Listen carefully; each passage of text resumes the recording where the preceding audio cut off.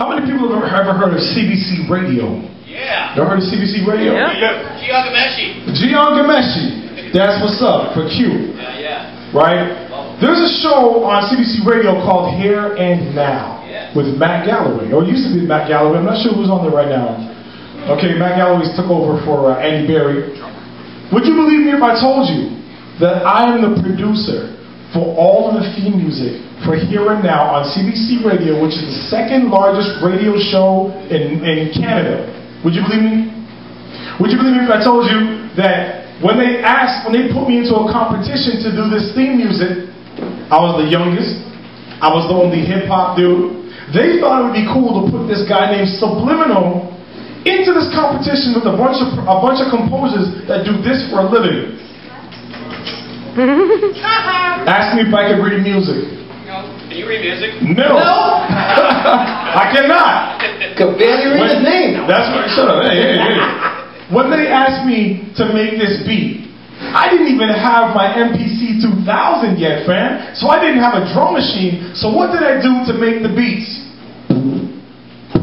There you go. I used my training in architecture.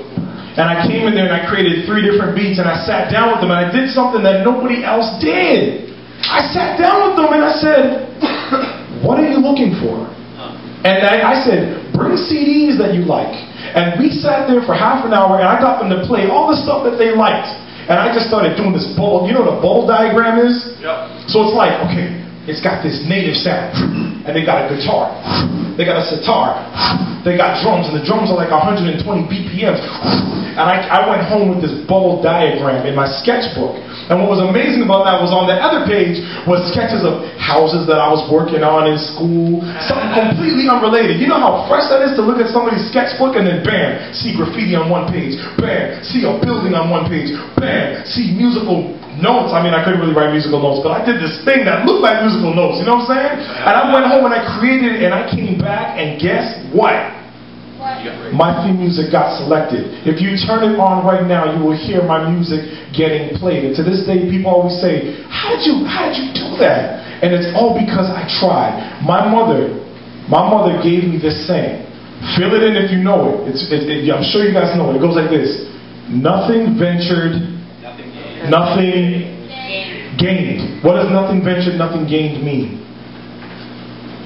You don't try? Say it, man. Say it. Preach it, baby. Preach it. Nice and loud, man. Don't be ashamed. You just said it. If you don't... Go ahead. Go for it, man. If you don't go out and do something, you won't get anything. Round of applause for my man. Round of applause. Round of applause. That's what's up. If you don't go out and get something, you won't get anything. When it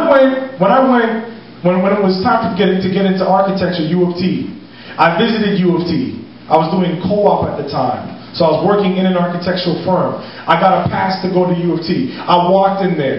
I didn't see nobody that looked like me, nobody that dressed like me, nobody that talked like me, walked like me. I came home and I said to my mother, I said, you know what? U of T ain't for me. I don't fit in. They want me to do this assignment, this math test, and they're only taking 53 out of 850 internationally across the world. I don't stand a chance. And my mother said, Sean, she said, nothing ventured, nothing gained. So I went. And that was the outer voice helping the inner voice. You see that? That's what. See that? That's good. Sorry. The outer voice helping the inner voice. I went and I took all the, remember the little drawings I was doing? Remember the drawings? I took all those drawings. You know, I was throwing jams in Mississauga that was covered on TV. I took all my newspaper clippings. They messed up my first jam. They brought out SWAT team. They brought out K9 units for no reason. Me and my boy Jose, we went to the Mississauga News and demanded an apology from the 51 division. Do you think we got the apology? No.